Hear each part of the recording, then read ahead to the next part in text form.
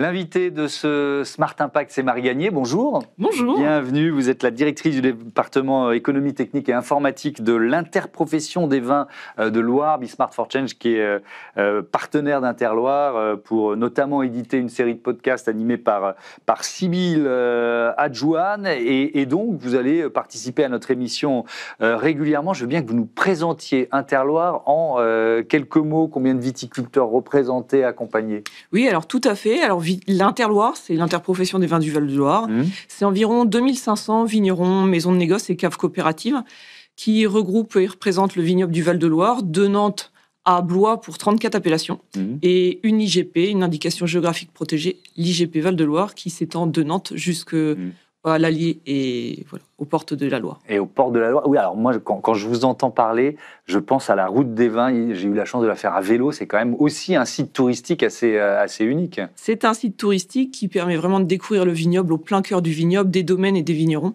Et c'est une merveilleuse manière en vélo, la Loire à vélo, de venir découvrir et parcourir le vignoble. Alors, on va parler ensemble dans ce premier entretien des bouteilles, du réemploi des bouteilles et donc de leur empreinte carbone. Ces chiffres donnés par l'Institut français de la vigne et du vin, l'usage des bouteilles pèse en moyenne entre 17% et 27% des émissions de la filière. Pourquoi elles pèsent autant, c'est le cas de le dire, les bouteilles, à cause de leur fabrication déjà, de la façon dont pour fabriquer une bouteille de verre? Oui, tout à fait. Alors la fabrication de la bouteille de vin est assez impactante en termes d'impact d'émissions d'équivalent CO2, de gaz à effet de serre. Et c'est un contenant qui a été conçu pour une durée longue. Une bouteille de verre pourrait durer 80-100 ans, sauf que 8 bouteilles sur 10 en France vont être consommées dans l'année qui suit leur commercialisation. Donc on a un impact fort de notre contenant, de notre emballage, quand on parle de bouteilles en verre. Et il y a un vrai enjeu sur celui-ci, dans le projet de s'engager vers la décarbonation de la filière, de travailler vraiment sur un de nos leviers majeurs, qui est notamment la bouteille. Alors c'est la fusion, notamment pour le verre. Il faut monter à des températures très élevées pour faire une bouteille de verre. Donc ça consomme beaucoup d'énergie, c'est ça? Ça consomme beaucoup d'énergie et en France, près de 40% des bouteilles sont importées. Donc en plus, il y a une production qui est globalement une partie française, mais également en import. Mais alors, si on parle de ces bouteilles en verre, le taux de recyclage des bouteilles en verre, est-ce qu'il est bon en France? On va parler du réemploi après, mais déjà... Le recyclage, il fonctionne très bien. C'est vraiment ancré dans nos gestes tous de consommateurs au quotidien.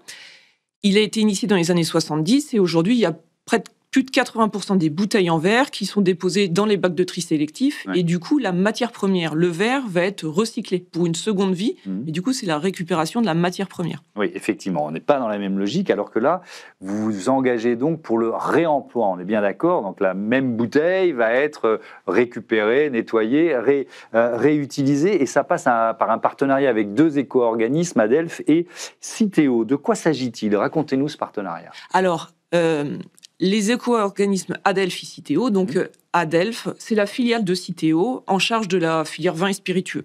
Donc Citeo, Adelph, ce sont les éco-organismes agréés par l'État qui accompagnent les professionnels dans tout ce qui va être gestion de la fin de vie des emballages. Toute entreprise est responsable des emballages qu'elle met sur le marché et du coup de leur fin de vie. Donc Citeo, Adelph accompagne la filière vin et spiritueux dans la fin de vie de nos emballages et notamment de la bouteille.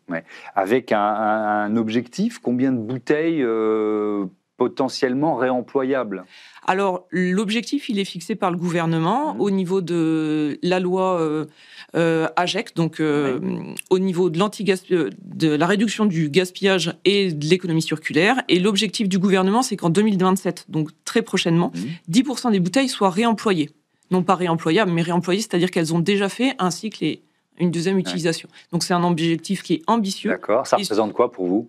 Combien de millions de bouteilles? Alors, Interloire, c'est 250 millions de bouteilles commercialisées par an. Donc, 10% réemployés, c'est vraiment un objectif fort. Mais on a la chance en Loire d'avoir un partenaire de proximité, notamment Bout à Bout, qui est très impliqué dans le vignoble. Et on est une volonté forte de s'engager dans cet objectif. Qu'est-ce que ça suppose en termes d'organisation, de préparation, pour que la filière puisse réemployer les bouteilles?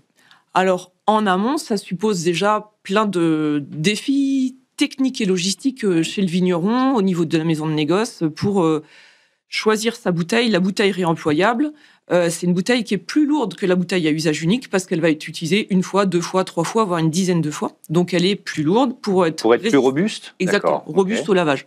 Ensuite, il faut utiliser des étiquettes, des cols, des encres qui permettent facilement d'être nettoyées. Donc, en fait, on va avoir des défis de choix de colle, qu'elles soient beaucoup plus hydrosolubles, sauf que nos bouteilles, par exemple, le vin rosé, le vin blanc que vous allez consommer à domicile, vous allez le mettre au frigo. Le crément de Loire, vous allez le mettre dans un seau à glace. Donc, on a aussi des défis de la pérennité de cette étiquette qui doit être facile pour le réemploi, mais qui ne doit pas perturber nos habitudes également de consommateurs. Après, vous allez avoir plein d'enjeux vis-à-vis de la sensibilité du distributeur et du consommateur dans ce geste de réapport, de collecte, de récupération de la bouteille qui est réemployable. Donc, elle doit être identifiée avec un logo, le logo Rapportez-nous. Et après, il y a tout un flux logistique de collecte, de simplification pour les consommateurs de rapporter facilement leurs bouteilles. Alors justement, ils vont les rapporter où, ces bouteilles ? Alors, tout dépend du circuit de distribution. Quand vous êtes au restaurant, c'est assez simple parce que les restaurateurs en France sont très habitués au réemploi pour d'autres, des softs, d'autres types de contenants. Quand vous êtes au domaine, c'est assez simple. Si votre domaine fait du réemploi, vous revenez au domaine, vous rapportez vos bouteilles, vous repartez avec votre nouvelle commande et c'est assez simple. Quand on est en grande distribution, on a un vrai enjeu cette année de massifier, de développer le réemploi en grande distribution. Et là, c'est vraiment avec l'appui de Citeo Adelphes et notamment d'un dispositif national qui s'appelle Reuse pour faciliter le réemploi en grande distribution et notamment avec des grosses bornes de collecte qui sont développées au magasin ou des simplifications dans des drives. Quand vous rapportez votre drive, vous redéposez vos bouteilles. Ce qui ne change pas fondamentalement, enfin si, c'est quand même un changement d'habitude pour le consommateur, mais au lieu de prendre ses bouteilles et d'aller les mettre dans une poubelle de recyclage du verre, on va prendre ces bouteilles et les ramener soit au supermarché où on les a achetées. Enfin, c'est pas un changement d'habitude si important que ça. Comment vous le pressentez, ça ? C'est pas un changement si important, mais c'est un petit geste qui peut avoir un impact vraiment significatif dans l'impact carbone de nos activités. Donc, en fait, il faut le rendre facile et accessible pour le consommateur. Donc, des bornes de récupération ou des systèmes de collecte vraiment simples et déployés à proximité. Est-ce que justement, alors je ne sais pas où vous en êtes du déploiement de ce dispositif, d'ailleurs, j'aurais pu commencer par là.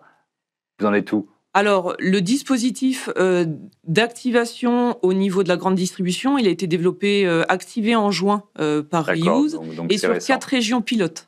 Donc, Pays de la Loire, Bretagne, Normandie, la région Nord. Donc, on est, nous, le vignoble Val-de-Loire, extrêmement bien placé. D'accord. Parce que j'allais vous demander quels sont les premiers retours d'expérience des consommateurs. Est-ce qu'ils sont sensibilisés à cette question ? Est-ce qu'ils jouent le jeu, en quelque sorte ? Alors, les consommateurs jouent le jeu, mais c'est très variable en fonction de l'endroit où je vais acheter mes vins.